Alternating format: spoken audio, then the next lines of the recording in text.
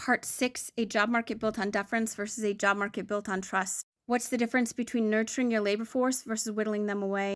Building gardens, again, the job applicant perspective.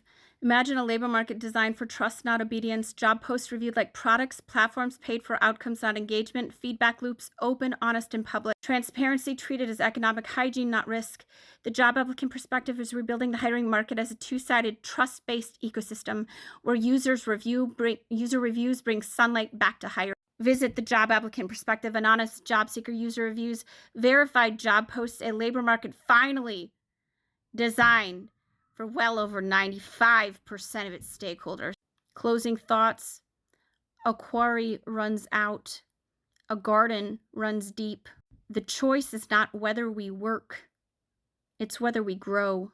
I would like to thank the talent acquisition solutions industry for my entry into the field of economics. I had no idea I was so good at this stuff. I am in fact my own thesis. My undergraduate degrees in physics and astrophysics, my graduate degrees in TESOL, and I studied 9 languages. I put in thousands of resumes over the course of 3 years before I quit. The fact that in the course of 2 years, I could establish my very first business and learn systems theory and labor market economics for the very first time in order to diagnose a field better than 3 sets of institutions that were hired and paid to prevent this from happening, and I was unhireable. You guys, do you have any idea?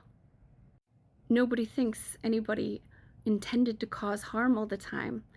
They think the entitlement to not care created a diabetic neuropathy where you absolutely shredded the social contract and got annoyed that anybody was complaining about it. Stochastic violence is a particular type of thing, but we know for sure 27.4 million Americans long-term or underemployed back in 2021. How many mass shootings, how many abusive marriages, how many broken homes, how many people on the streets, how many children that didn't go to college, how many people that ran away. That's what stochastic violence on this scale causes. It's almost perfect the way that white labeling works. It's everybody's fault and nobody's fault all at once. Nobody did anything and everybody did everything all at once. The utter horror of this behavior isn't the intent to cause harm. It's the people bleeding their misery and watching you guys respond with nothing, rolling your eyes and turning away. Into our town the hangman came, smelling of gold and blood and flame, and he paced our bricks with a diffident air, and he built his frame in the courthouse square. And innocent though we were with dread, we passed those eyes of buckshot lead, till one cried, "Hangman, who is he for whom you raised the gallows tree?" That a twinkle grew in his buckshot eye, and he gave us a riddle instead of reply. You should reread the poem. But shame takes me too. I get it.